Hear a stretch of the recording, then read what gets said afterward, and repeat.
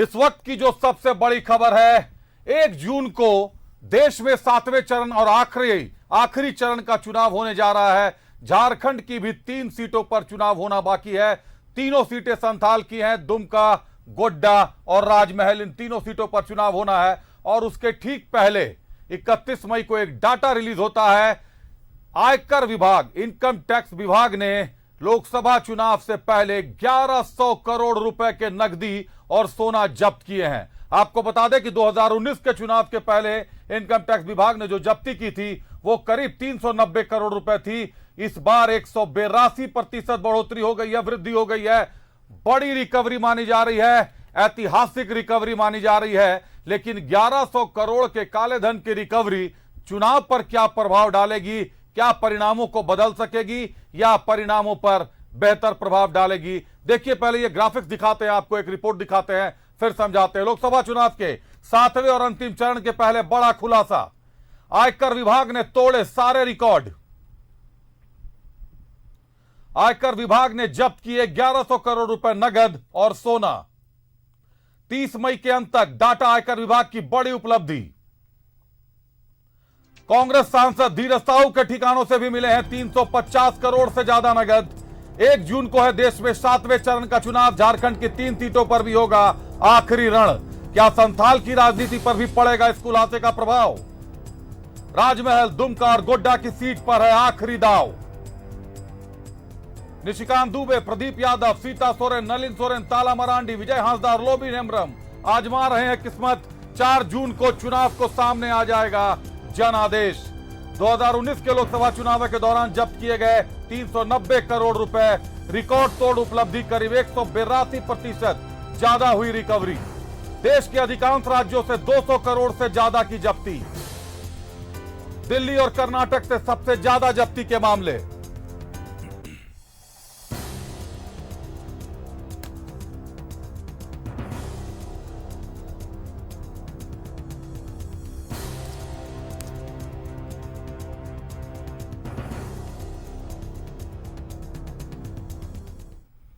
बड़ी उपलब्धि है इनकम टैक्स विभाग ने, यह बहुत बड़ी उपलब्धि हासिल की है। 1100 करोड़ रुपए की नकदी और सोना जब्त किए गए हैं देश भर में। और कोई भी राज्य ऐसा नहीं जहां से 200 करोड़ से कम की उपलब्धि हो। 200 करोड़ से ज्यादा का सोना और नगद रिकवरी किया गया। यह बड़ा मामला आ गया है। कौन कौन से राज्य हैं, देर शाम तक डेटा रिलीज हो जाएगा। पूरी की पूरी जो सामग्री है, डेटा की सामग्री, वो निकल कर बाहर आ जाएगी। लेकिन झारखंड पर इसका क्या प्रभाव पड़ेगा, तो करते हैं अपने सहयोगियों का, जुड़ते हैं सीधे हमारे साथ। अजय लाल जुड़ रहे हैं गोड्डा से, सत्यव्रत किरण जुड़ रहे हैं हमारे साथ मधुपुर से, अमर जुड़ रहे हैं हमारे साथ देवघर से और मनोज जुड़ रहे हैं हमारे साथ राजमहल से। सीधा रुख अजय लाल से, गोड्डा लोकसभा क्षेत्र में है अजय लाल। आप, आयकर विभाग का रिकॉर्ड तोड़ उपलब्धि का डेटा जारी हुआ है। 1100 करोड़ रुपए की रिकवरी हुई है चुनाव के पहले। 1100 करोड़ नगद और सोना मिलाकर रिकवरी हुई है। 2019 में यह 390 करोड़ से 182% ज्यादा की उपलब्धि। कितना प्रभाव डालेगी गोड्डा के चुनाव पे अजय? क्योंकि गोड्डा का चुनाव तो वैसे भी निशिकांत दुबे हैं, काफी आश्वस्त रहते हैं अपने क्षेत्र को लेकर।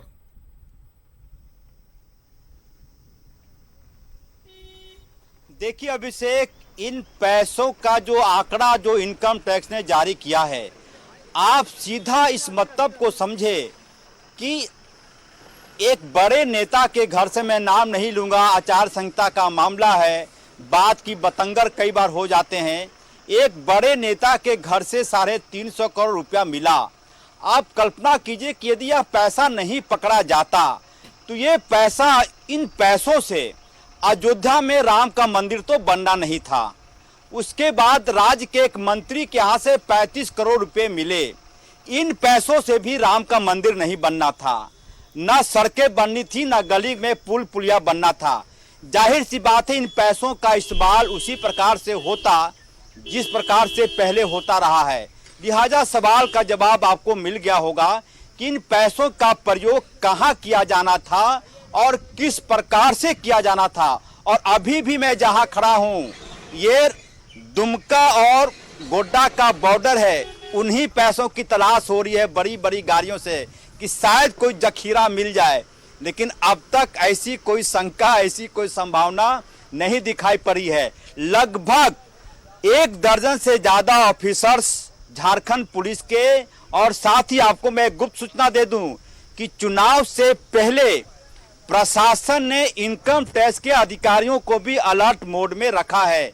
यानी कि चुनाव के पहले एक पत्र जाता है आयकर विभाग के पास, जिसमें यह कहा जाता है कि आप अपने 2-3 अधिकारियों को अलर्ट मोड में रखें, जिससे कि तत्काल यदि कहीं कोई बड़ी राशि पकड़ी जाती है 10 लाख से ज्यादा, तो उनको बुलाया जा सके।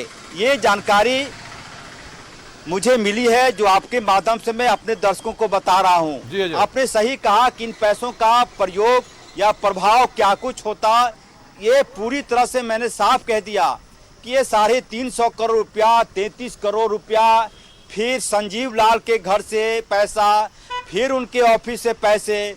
जाहिर सी बात, इन पैसों को ऐसे ही किसी विशेष काम, जो कि 5 साल में एक बार आता है, इन्हीं विशेष कामों के लिए रखा गया होगा। हो सकता है लोकसभा नहीं, नवंबर दिसंबर में एक विशेष आयोजन फिर इस राज्य में होगा, उसके लिए पैसे रखे गए होंगे।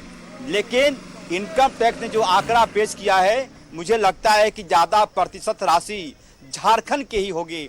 उसमें पूजा सिंघल वाला भी पैसा होगा, जो उनके सीए के यहाँ से मिले थे। ये तमाम आंकड़े यह बताते हैं कि झारखंड में किस प्रकार से पैसों का खेल होता है। इस बार मैंने देखा कि कई ऐसे प्रत्याशी हैं, नाम मैं नहीं लूँगा, जमीन तक बेचना पड़ा चुनाव लड़ने के लिए। उनका रिजल्ट पॉजिटिव आया तो बेहतर है, नहीं तो वो पैदल हो जाएंगे। जाहिर सी बात है, पैसों की जो खेल बड़े पैमाने पर होता रहा है झारखंड में, इस बार थोड़ा कम देखा गया है।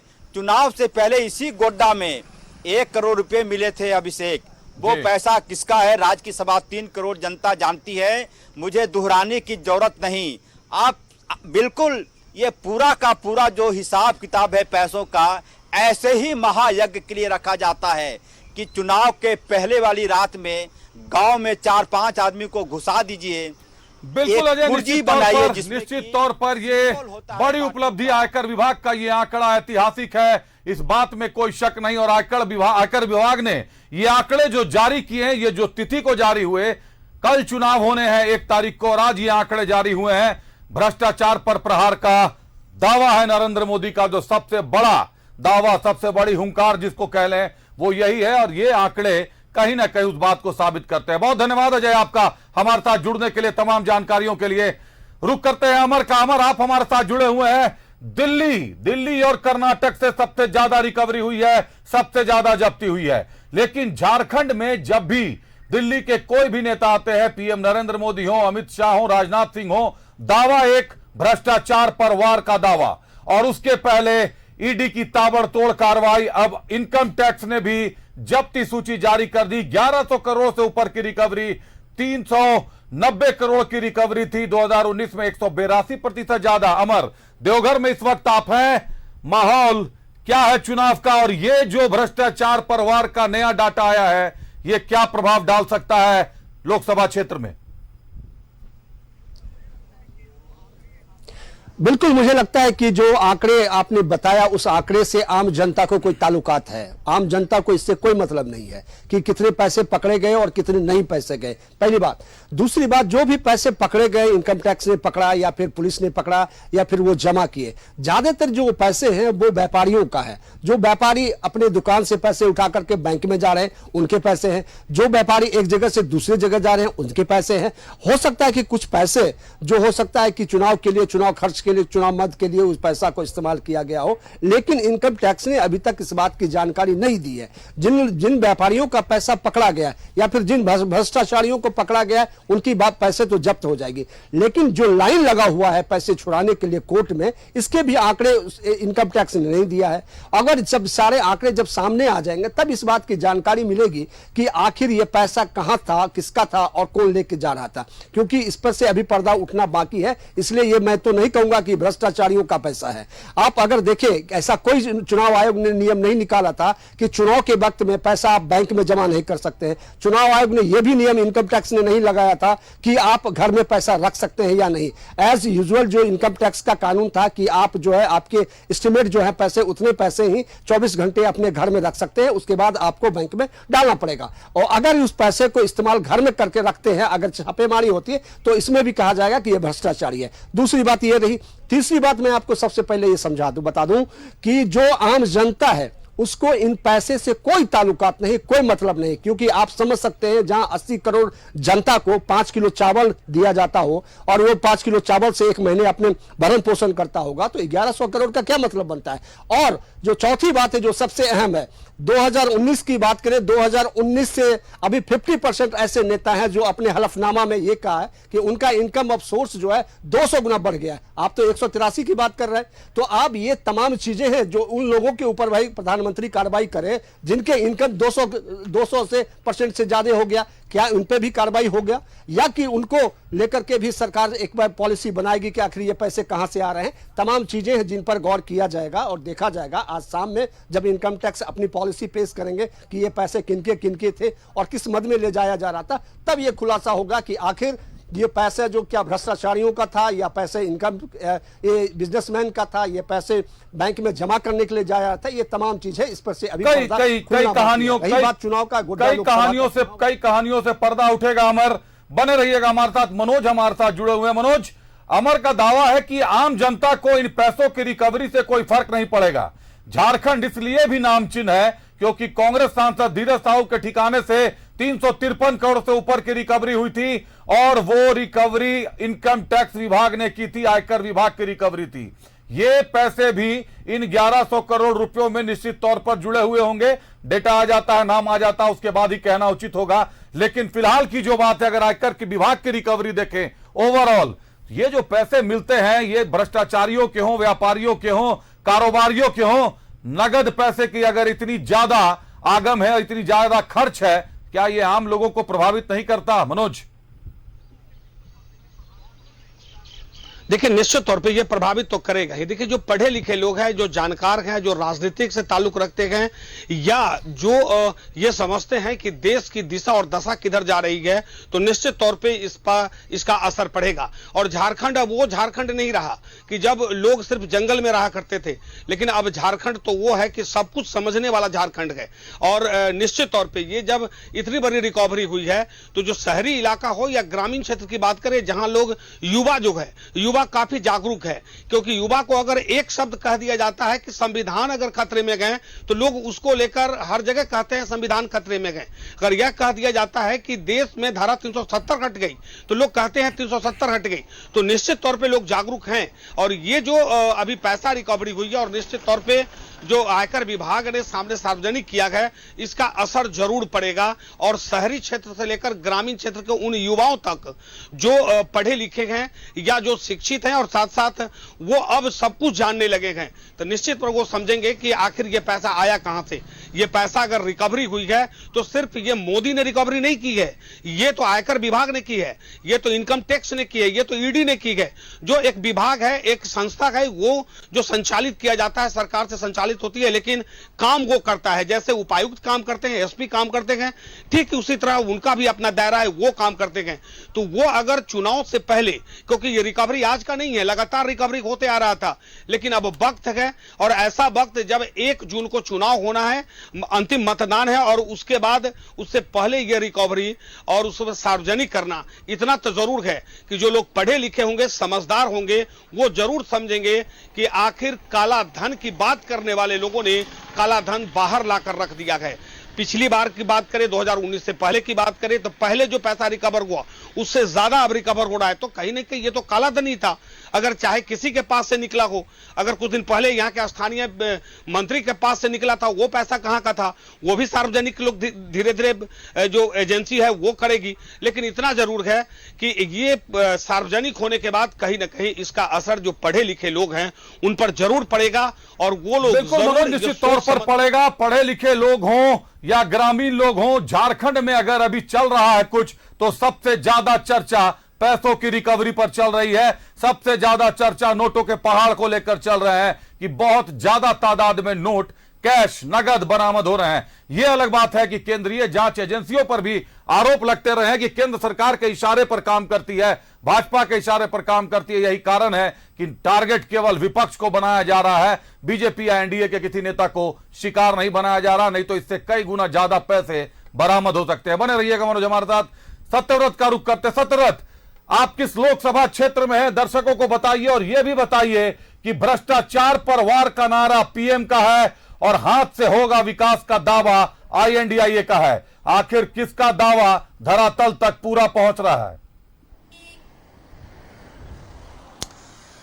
देखिए अभिषेक, पहले मैं आपको बता दूं कि फिलहाल मैं इस वक्त गोड्डा लोकसभा क्षेत्र अंतर्गत मधुपुर प्रखंड के लालगढ़ के पास हूं और फिलहाल जो चुनाव आयोग के तरफ से, जिला निर्वाचन पदाधिकारी के तरफ से जो है वो चुनाव की तैयारियां की जा रही है। और मेरे पीछे जो यहाँ आप स्कूल देख रहे होंगे वहां पर मतदान केंद्र बनाया गया है और जो मतदान कर्मी हैं वो पहुंच चुके हैं।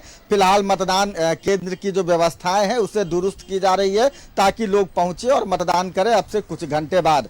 दूसरी तरफ आपने जो कहा कि भ्रष्टाचार, आप देखेंगे अभिषेक, अपने राज्य झारखंड की अगर बात करें तो बीते कुछ दिनों में चाहे वो इनकम टैक्स के लोग हों या फिर ईडी के अधिकारी हों, इनकम टैक्स डिपार्टमेंट ने जो है वो इनकम टैक्स चोरी के मामले में राज्य के कई जगहों पर, कई व्यापारियों के ठिकानों पर जो है वो छापेमारी की। उसके अलावा अगर ईडी की बात करेंगे तो भ्रष्टाचार के खिलाफ ईडी ने कई बार बड़ी कार्रवाई करते हुए नोटों का बंडल और जो जखीरा है वो बरामद किया। और शायद यही कारण है कि इस बार लोकसभा चुनाव 2024 में अपने राज्य झारखंड में जो है वो भ्रष्टाचार एक बड़ा मुद्दा बना है। और इस बार जो वोटिंग हो रही है उसमें कहीं ना कहीं मतदाता भ्रष्टाचार को अपने दिमाग में लेकर मतदान केंद्रों तक जा रहे हैं और ईवीएम का बटन दबाने से पहले वो उन पैसों के बंडलों को, पैसों के पहाड़ों को जो है वो जरूर देख रहे हैं कि आखिर उनका जो पैसा था, उनके हक का जो पैसा था, राज्य के विकास का जो पैसा था, वो कैसे बड़े नेताओं और अधिकारियों के घर से बरामद किए जा रहे हैं। बिल्कुल सत्यव्रत, जो बड़े नेताओं और अधिकारियों के घर से पैसों की रिकवरी हो रही है वो राज्य के विकास का पैसा है, राज्य की जनता का पैसा है, वो पैसा है जो हम टैक्स से देते हैं और वो पैसा है जिससे पूरा विकास निर्भर करता है। चाहे सरकार आईएनडीआईए की बने, चाहे सरकार एनडीए की बने, विकास इन्हीं पैसों से होता है जो जनता की गाढ़ी कमाई से कह लें या जनता का खून चूस कर कह लें, उसी से उत्पन्न किया जाता है, उसी से बनाया जाता है। बहुत धन्यवाद आप तीनों सहयोगियों का। अमर आपका बहुत धन्यवाद, मनोज आपका बहुत धन्यवाद।